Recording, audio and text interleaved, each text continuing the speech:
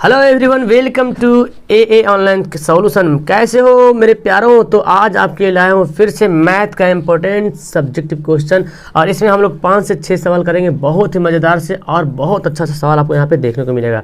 तो बिना देर किए, बिना टाइम गवाए हुए वीडियो को स्टार्ट करके पूरी वीडियो देखना, और फिर हो सके तो आप इसको पहले खुद से बनाना, उसके बाद फिर आगे बढ़ना। ओके, तो चलिए स्टार्ट करते हैं। हमारा प्रश्न 1 बाय 1 करके यहाँ पे स्टार्ट होता है। सबसे पहला सवाल यहाँ पे देखिए क्या बोलता है।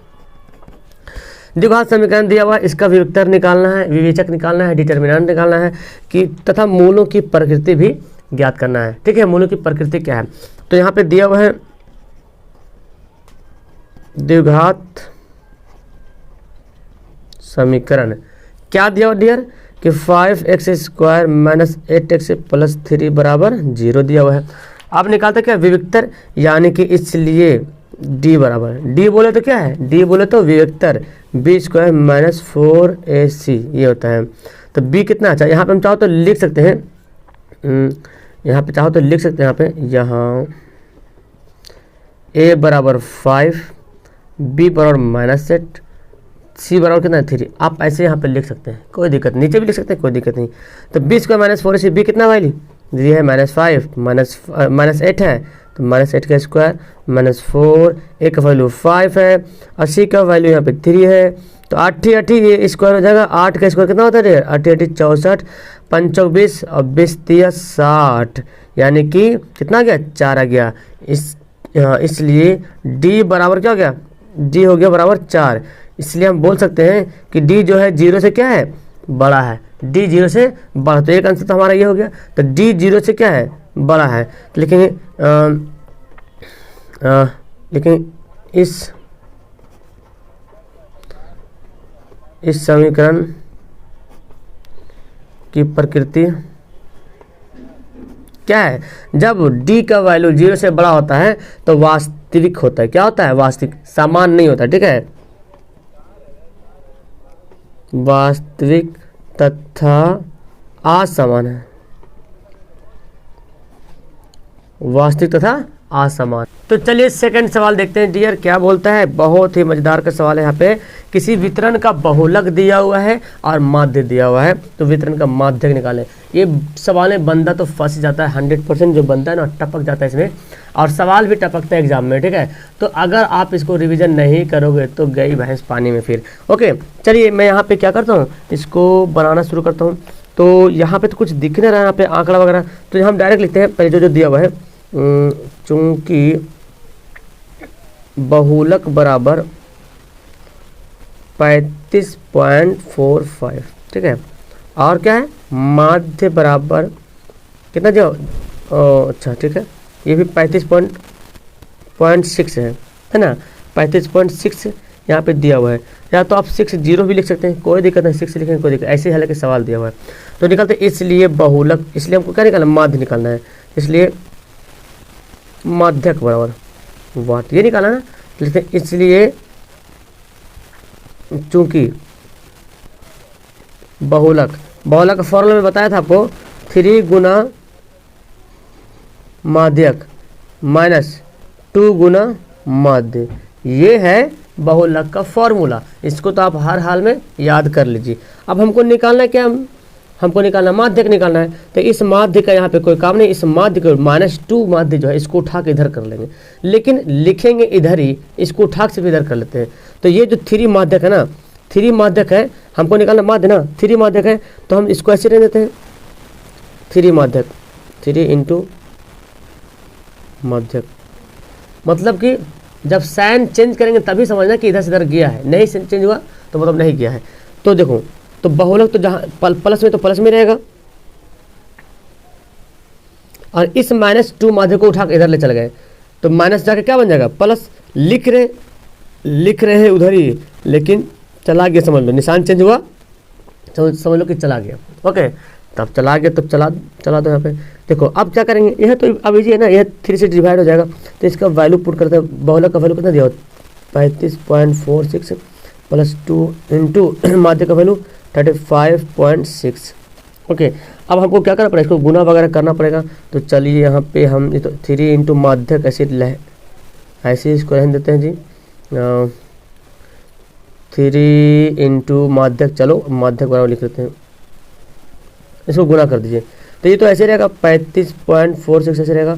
इसको गुना करेंगे तो 6 दूना 12 और फिर ओके, तो गुना का 2 छक 12 के 2 बाकी 1 और फिर यहाँ पे 2 25 10 1 11 के बाकी 1 2 4 1 2 3 6 7 71.2। ठीक है, अब यहाँ पे क्या करेंगे, ये जो 3 है 3 आ जाएगा नीचे, 3 आ जाएगा नीचे।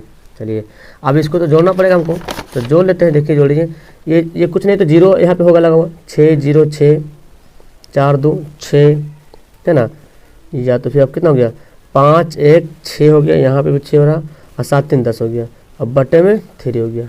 ओके, अब इसको डिवाइड कर देंगे, तो 3 से डिवाइड कर 3 3 9 16 बचेगा, 3 5 15 कितना बचेगा 1 बचेगा 16 3 5 15 और फिर 3 5 15। इस तरह से आपका आंसर आ जाएगा। क्लियर है, कोई दिक्कत इसमें, बहुत आसान से, बस आपको सिर्फ ये बहुलक का फॉर्मूला आपको ये याद रखना पड़ेगा। चलिए अगला सवाल, ये बोलता है क्या, सिद्ध करें कि 1 plus cot square by 1 plus cosec theta बराबर कॉसेक थीटा। चलिए तो ये सिद्ध करते हैं, LHS लेते हैं, LHS क्या है dear, 1 plus cot square theta यहीं तक बटा, इधर नहीं यहीं तक है। ठीक है, 1 प्लस कॉसेक थीटा। ठीक है, तो क्या करेंगे, हमको लाना है कॉसेक, तो यहाँ पे तो कॉसेक ठीक मैच करेगा, यहाँ पे कॉट आ गया ना, ये खराब लग रहा है, इसको हटाओ। यहाँ पे क्या करेंगे, कॉट को हटाना है, तो कोई सा फॉर्मूला है जहाँ कॉट को हटता है, तब बोलेंगे यस सर है ना फॉर्मूला। कौन फॉर्मूला है, तो आप बोलेंगे कि cosec square theta -1, cosec square theta -1 एक फॉर्मूला होता है जी, होता है, और 1 प्लस कॉसेक, ये नीचे बेचारा ऐसा ही रहेगा। ठीक है, ये फॉर्मूला होता है ना कॉटेक स्क्वायर थीटा, एक cosec square theta minus cot square theta बराबर 1 होता है, तो कॉट स्क्वायर थीटा बराबर क्या होता है, कॉसेक स्क्वायर थीटा -1। अब देखो इसको a square minus B square के रूप में फॉलो कर लीजिए, ये a स्क्वायर और ये माइनस बी स्क्वायर। ठीक है, 1 का स्क्वायर तो 1 ही होता है ना, अगर स्क्वायर लिख भी देंगे तो कोई दिक्कत नहीं है ना, तो a square minus B square के रूप में। और आप जानते हैं a square minus B square का फॉर्मूला क्या होता है, a plus B into A minus B, ये फॉर्मूला होता है। तो इसको इसी मोड में अरेंज करते हैं, a तो ए है हमारा कॉसेक प्लस बी हमारा 1 है इंटू ए माइनस बी, अब बटे में 1 प्लस कॉसेक थीटा। ये दोनों को भेजा दो नानी घर, है ना, चला गया। तो क्या बचा, अब बचा हमारा कॉसेक थीटा -1, और ये भी चला जाओ अपना नानी घर, क्या बचा कॉसेक थीटा, यानी कि RHS क्या हो गया जी, प्रूव्ड हो गया। कोई दिक्कत रहा इसमें, है ना, बहुत आसान है त्रिकोणमिति जी। चलिए ये सवाल देखें, ये सवाल पता है देखने में लग रहा लंबा, 3 लाइन 4 लाइन, बंदा देख के डर जाता है, हालांकि बनता बहुत आसान से, और 5 नंबर में भी आता है, ये तो बहुत खुशकिस्मती वाली बात हो गई। एक मीनार के पास से एक भवन के शिखर का उन्नयन 29 डिग्री है, तो एक मीनार बनाएंगे, है ना, एक मीनार के पास से एक भवन भी बनाएंगे। चलिए एक मीनार के, मान लें कि इसको मीनार मान लें, एक मीनार के पाद से मतलब नीचे वाला बिंदु से एक भवन के शिखर, मीनार के पाद यहाँ पे है, भवन के शिखर यहाँ पे उन्नयन कोण। ठीक है, किसका, एक मीनार के पाद से भवन के शिखर, ये भवन है, ठीक है, और ये मीनार है, इस शिखर का उन्नयन कोण 30 डिग्री ले लिया। अब बोलता भवन के शिखर, तो भवन के शिखर अब यहाँ पे हो गया, एक मीनार के पाद अब भवन के शिखर, फिर बोलता भवन के शिखर, भवन के पाद, सॉरी भवन के पाद, भवन ये है, इसका पाद यहाँ नीचे है कि मीनार के शिखर, तो इस शिखर यहाँ पे जाएंगे, तो इसका उन्नयन कोण बोलता है 60 डिग्री है। ओके, बोलता है कि यदि मीनार की ऊंचाई 50 मीटर, अगर मीनार की ऊंचाई 50 मीटर, क्लियर हो गया। तो हम ABCD हाइट एंड डिस्टेंस में सिर्फ फिगर का कमाल है, फिगर बनाने आ गया, मामला हल हो गया, है ना। तो हमको देखो क्या निकालना, हमको निकालना है ये भवन की ऊंचाई, यहाँ पे लिखना पड़ेगा, माना कि AB मीनार की ऊंचाई है ना, जहाँ AB बराबर 50 मीटर तथा DC भवन की ऊंचाई है। DC क्या है, इसको मान लेते H, जहाँ DC बराबर H। ओके, और तो कुछ है नहीं जो, ठीक है। चलिए अब कोण का वैल्यू चाहे तो लिख सकते हैं ACB बराबर, है ना, कोण ACB बराबर 60 डिग्री हो गया, और DBC बराबर तथा कोण DBC बराबर 30 डिग्री। अब हमको निकालना ये वाला निकालना है, ठीक है, ये वाला नहीं, ये तो दिया हुआ, तो ये वाला निकालने से पहले देखिए इसको निकालना हमको है, तो ये तो गायब है, ये भी नहीं है, ये भी नहीं है, तो कैसे निकालेंगे? तो सबसे पहले हम मीनार से निकाल लेते हैं, ये ऊंचाई दिया हुआ है तो हम आधार निकालते हैं, यानी कि tan 60 डिग्री का इस्तेमाल करते हैं। तो हम किसी को भी इस्तेमाल कर सकते हैं, 30 वाला या 50 वाला, 60 डिग्री या 30 डिग्री, जिससे मर्जी उससे। चलो मैं tan 60 डिग्री लिखता हूँ, इसलिए tan 60 डिग्री बराबर क्या होता है? लंब बटा आधार। तो ए बी tan 60 के लंब हो गया ए बी, आधार हो गया बी सी, ये लंब है ये आधार है, ए बी बटे बी सी। अच्छा ठीक है जी। tan 60 का वैल्यू कितना होता है? √3 होता है। ए बी का वैल्यू दिया 50 और बी सी को वैल्यू नहीं दिया, बी सी को बी सी रहने देते, ठीक है। इसको 1 करेंगे, क्रॉस गुना करेंगे डियर, क्या होगा? √3 बी सी बराबर 50 और बी सी बराबर क्या होगा? 50 बटे √3। मैं यहीं पे बनाता हूँ, एग्जाम में ऐसे मत करना, नीचे करना, ठीक है। ये हो गया, ये हो गया बी सी की लंबाई आ गई। अब हम निकालते हैं अब tan 30 डिग्री। tan 30 का फॉर्मूला वही होगा, लंब बटा आधार। इसके लिए अब थीटा यहाँ पे बन गया, कोण यहाँ पे बन गया, तो इसके लंब ये और आधार ये, तो डी सी बटे बी सी। tan 30 का वैल्यू होता है 1/√3 होता है जी, ठीक है। डी सी का वैल्यू हमारा h है, अब बी सी का वैल्यू तो अभी लिख दिया। चलो बी सी को फिलहाल बी सी रहने देते हैं, हम अभी वैल्यू पुट करेंगे, क्रॉस गुना करते हैं। तो इसको इससे जैसे मर्जी से गुना करो, बी सी को 1 से गुना करो, बी सी हो गया और √3 h हो गया। अब देखो बी सी का वैल्यू कितना है जी? 50/√3 यहाँ पे रख दिया और √3 h हो गया। अब क्या करते हैं? देखो इस क्रॉस गुना करते हैं, क्रॉस गुना कर लो, √3 को √3 गुना करेंगे तो क्या हो? 3h हो जाएगा। अब क्या पता चला? h बराबर 50/3 है ना जी, 50/3। अब इसको कैसे करेंगे? 16 पॉइंट भाग कर दो, 3 एकम 3, 3 छक 18, इस तरह से आएगा 16.66, इस तरह सेंटीमीटर आ जाएगा आंसर। कोई दिक्कत रहा? कितना आसान से बन गया, पता है। बहुत अच्छी बात यह है कि ये 5 नंबर सवाल में आता है, लॉन्ग सवाल में आता है। अगर आपको सवाल में एग्जाम में आ गया ना, तो जो और प्रूफ करने वाला त्रिभुज वाला होता है, उसको नहीं बनाने आ रहा तो ये तो आराम से नंबर लूटो और क्या। चलो अगला सवाल देखते हैं। अब 4-5 सवाल और बच गए। ये सवाल तो बड़े मज़ेदार का है सवाल, यहाँ पे कहाँ गए? यहाँ इधर है। चलिए, एक शंकु की त्रिज्या तथा ऊंचाई का अनुपात 4:3 है ना, 4:3 है। वृत्ताकार आधार का क्षेत्रफल 154 सेंटीमीटर स्क्वायर। तो क्षेत्र का वर्ग क्षेत्र का मतलब शंकु का वक्र पृष्ठ का क्षेत्रफल निकालना है, ठीक है। चलिए बहुत आसान है। तो पहले तो हम मान लेते हैं शंकु की ऊंचाई क्या बोलते हैं। माना कि शंकु की ऊंचाई बराबर h, ठीक है, और त्रिज्या बराबर r मान लिया है ना, h सेंटीमीटर r सेंटीमीटर जो मान लो, यहाँ पे सेंटीमीटर मान लो, ठीक है। अब आधार का क्षेत्रफल दिया हुआ है ना, आधार का क्षेत्रफल दिया हुआ है। चलिए ठीक है, तथा यहाँ पे लेते हैं आधार का क्षेत्रफल क्या दिया हुआ डियर? 154 सेंटीमीटर स्क्वायर ये दिया हुआ है। प्रश्न से क्या बोलता है कि त्रिज्या और ऊंचाई का अनुपात ये दिया हुआ है 4:3। तो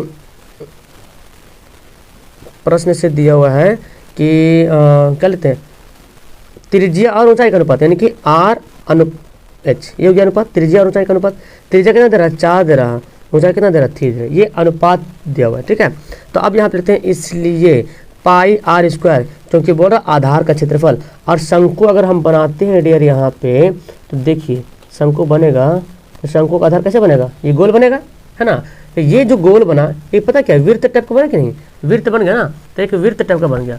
और जो वृत्त टाइप का बन गया, तो वृत्त का क्षेत्रफल का फॉर्मूला क्या होता है? πr² होता है ना। ये जो दे रहा आधार का क्षेत्रफल, ये आधार क्या है? वृत्त वाला है।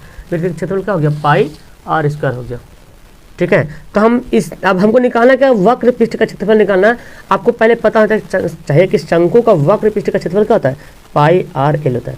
तो देखो इसमें क्या क्या आपको पता है? l पता है, l भी पता नहीं है यार। अच्छा r पता है, r भी पता नहीं है, तो हमको निकालना पड़ेगा ना। तो इस फॉर्मूला से आधार का क्षेत्रफल से हम r निकाल लेंगे, और r जब निकल जाएगा तो यहाँ से h भी निकल जाएगा, ठीक है। और जब h निकलेगा तो फिर हमारा l भी निकल जाएगा।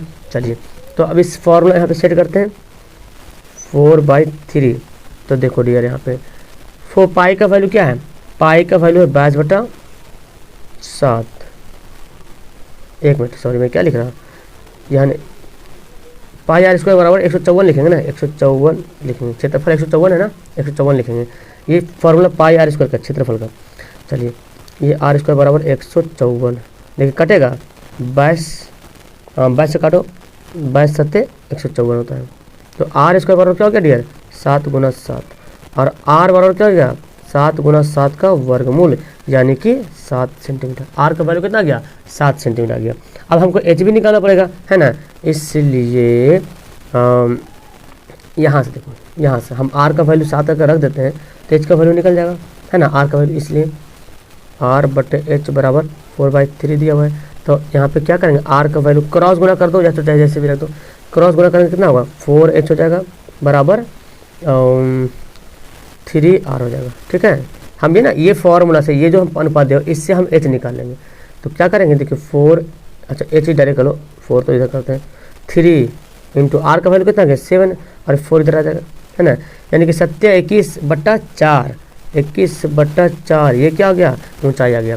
अब क्या निकालना हमको निकालना पड़ेगा, अब तो एल निकालना पड़ेगा ना, शंकु पृष्ठतल के तो एल निकालना पड़ेगा, इसलिए एल, और एल कैसे निकालते हैं प्यारे, एल निकालने का बहुत अच्छा तरीका, ये हमारे एच दिया हो, ये आर दिया हो, तो ये लंब है, ये आधार है, तो ये कर्ण हो जाता है ना, कर्ण है, तो कर्ण कैसे निकालते हैं, एल बराबर एच का स्क्वायर प्लस आर का स्क्वायर का वर्ग रूट वो करते हैं। ठीक है, तो आर का एच का वैल्यू कितना है 21/4 का स्क्वायर, आर का वैल्यू कितना है, आर का वैल्यू यहाँ पे है 7 है, 7 का स्क्वायर, तो यहाँ पे लिख लेते हैं 21 चौक जो भी तोड़ते हैं 21 का स्क्वायर 441 होता है, और 4 का 16 हो जाएगा, और 7 का 7 49, अब यहाँ पे आ जाएगा। अब इसको क्या करेंगे, एलसीएम वगैरह ले लो, और क्या, इसका तो कुछ उपाय नहीं है, एलसीएम लेना पड़ेगा, 441 प्लस 16 को गुना कर 16 9 144, ओके, तो यहाँ पे लिखते हैं 784 आ जाएगा, यहाँ पे गुना करेंगे तो। अब इसको ये वर्गमूल रहेगा ऐसे ही, अब इसका क्या करेंगे, जोड़ दो, 4 1 5 हो जाएगा जी बिल्कुल, 8 4 12 हो जाएगा, 7 4 11 12 हो जाएगा बटा 16। तो आपको कुछ ना कुछ याद आ रहा है कि 12 25 किसका वर्गमूल है, 35 का है, और 16 किसका है, 4 का है, तो ये हमारा एल निकल गया। ठीक है, ये किसका क्या निकल गया, एल निकल गया। ये लॉन्ग सवाल है, बड़ा मज़ेदार का। चलिए इसलिए अब निकालते, इसलिए क्या बोल रहा, वक्र क्षेत्र का क्षेत्रफल, इसलिए आप अब भी यहाँ पे लिख दीजिए, इसलिए वक्र क्षेत्र का क्षेत्रफल। चलिए क्षेत्रफल कैसे निकालेंगे, वही पाई आर एल फॉर्मूला है, तो पाई का वैल्यू हम बैठा लेते हैं 22/7।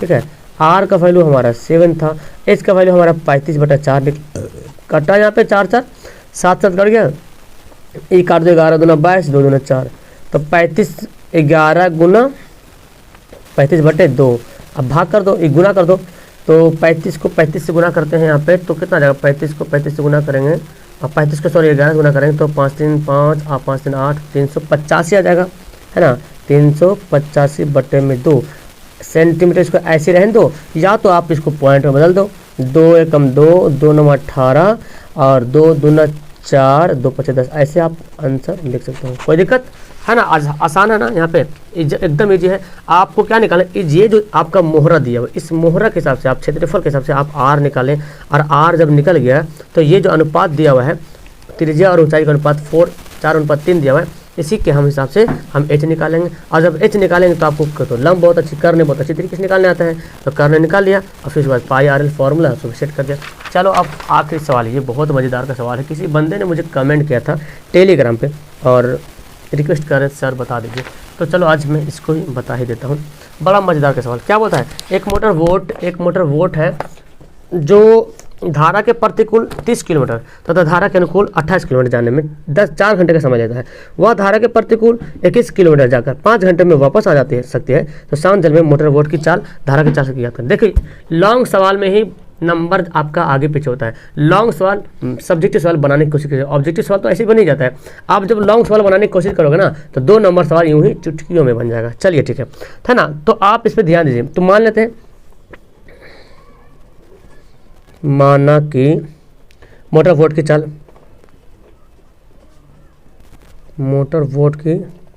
क्योंकि मोटर वोट की चाल बोलो निकालने के लिए, है ना, बोलो मोटर वोट की चाल निकालिए और धारा की चाल, तो माना कि मोटर वोट की चाल बराबर क्या बोलते हैं, x किलोमीटर प्रति घंटा, तथा धारा की चाल, है ना, तथा धारा की चाल बराबर y किलोमीटर प्रति घंटा। ये हो गया। अब देखो यहाँ पे एक बात आपको ध्यान रखना पड़ेगा, अनुकूल अब प्रतिकूल, अनुकूल के मतलब साथ साथ, है ना। अनुकूल मतलब एक साथ, मतलब जिधर पानी बह रहा है, जिधर धारा बह रहा है उधर ही बह रहा है। और प्रतिकूल मतलब उल्टा, जा रहा पानी इधर से और आप जा रहे इधर। तो जाहिर सी बात, सिंपल सी बात है, अगर आप इधर जाएंगे और पानी उधर से बहेगा तो आपको चाल क्या करेगा, रुकेगा। तो इसको एक लिखते हैं, यहाँ पे लिखते हैं कि धारा के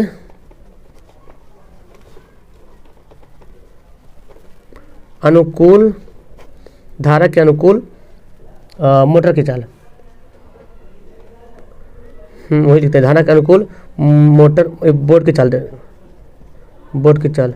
अब बताइए, बोट की चाल को मैंने x माना और धारा की चाल क्या माना, y माना। तो धारा के साथ साथ बहेंगे तो जाहिर सी बात आपका जो स्पीड है और जो पानी का जो धारा बह रहा उसका स्पीड है, दोनों का स्पीड क्या हो जाएगा, प्लस नहीं हो जाएगा, है ना। तो x + y किलोमीटर प्रति घंटा, ये लेन लिख दीजिएगा।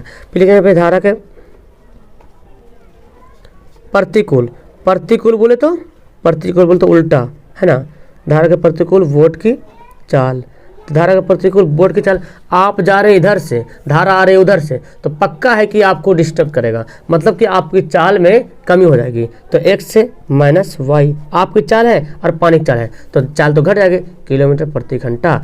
अब यहाँ पे क्या निकालना है, देखो यहाँ टोटल दे रहा, टोटल यहाँ पे, अच्छा यहाँ पे लिखे थे, चूँकि समय बराबर फॉर्मूला क्या होता है, समय बराबर होता है दूरी बटा चाल, यही बात आपको समझना है, समय बराबर दूरी बटा चाल। देखिए क्या बोलता है कि 30 किलोमीटर धारा के प्रतिकूल जाता है, मतलब उल्टा में, है ना। इधर से पानी बह रहा है, इधर से जा रही है, तो इतना लगा, तो कुछ ना कुछ समय लगा होगा, है ना जी। कोई चाल होगा, धारा के प्रतिकूल में कुछ ना कुछ चाल होगा, और इतना किलोमीटर जा रहा था, कुछ ना कुछ तो समय लगा होगा। अब धारा के अनुकूल जा रहा तो इतना किलोमीटर गया, तो समय, टोटल समय धारा के प्रतिकूल जाने में और साथ जाने में 7 घंटा का समय लगता है, लिखते हैं। इसलिए प्रश्न से क्या करते हैं, तो बोलता है क्या, धारा के प्रतिकूल 30 किलोमीटर जाता है, धारा के प्रतिकूल कितना किलोमीटर, 30 किलोमीटर जाता है। तो 30 किलोमीटर टोटल माने की दूरी है, इसी फॉर्मूला पे बैठाएंगे, दूरी हो गया। और चाल कितना रहा, प्रतिकूल, धारा के प्रतिकूल बोले तो, प्रतिकूल बोलते देखो, धारा के प्रतिकूल चाल क्या है, x - y, तो यही होगा। 30 किलोमीटर गया इस चाल के हिसाब से, अभी इसका वैल्यू निकालेंगे हम, तो कुछ ना कुछ तो समय लगा ही होगा, ऐसा तो नहीं है ना। चलिए फिर बोलता है कि धारा के अनुकूल 28 किलोमीटर जाने में, तो हम 28 बटा x + y, चूँकि अनुकूल था, अनुकूल का x + y है, और दोनों का ये समय, इसमें एक क्या है, दूरी बटा चाल समय, दूरी बटा चाल समय, तो समय मिल के कितना समय लग रहा, 7 घंटा लग रहा, 7 घंटा यहाँ पे लिख लेते हैं। समीकरण इसको बोलेंगे फर्स्ट, ठहरा। चलिए तथा इसको हम बहुत आसान तरीके से बनाएंगे, हालांकि आप लॉन्ग तरीके से बनाएंगे ज़्यादा लॉन्ग हो जाएगा, हम इसको एकदम आसान तरीके से बताएंगे, बहुत मज़ा आ जाएगा। तथा फिर अब ये इक्वेशन यहाँ दे रहा कि धारा के प्रतिकूल 21 किलोमीटर, तो जाकर 5 घंटे में वापस आ जाता है, ठीक है। धारा के प्रतिकूल 21 किलोमीटर, तो ये भी प्रतिकूल हो गया, तो जा रहा और वापस भी तो आ रहा ना, धारा के प्रतिकूल जा रहा फिर वापस आएगा, तो जाहिर सी बात अनुकूल भी होगा।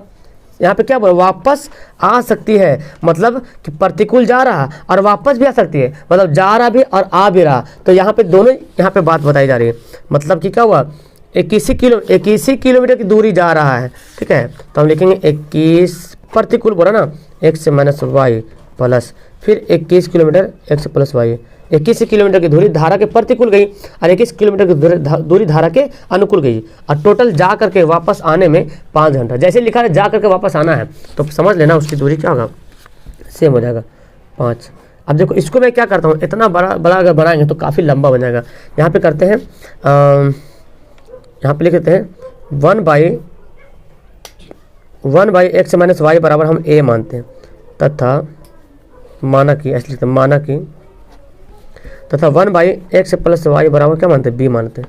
यानी कि ये 30 बटा x - y है ना, 30 बटा x - y। मैं आपको इसका बता दूं कुछ, यहाँ पे देखिए ध्यान से समझिए, ये जो लिखा हुआ है 30 बटा x - y, क्या मैं इसको ऐसे लिख सकता हूँ, 30 × 1/x - y, बोलो 30 × 1/x - y, तो ये तो वही ना गुना होकर ये बन गया।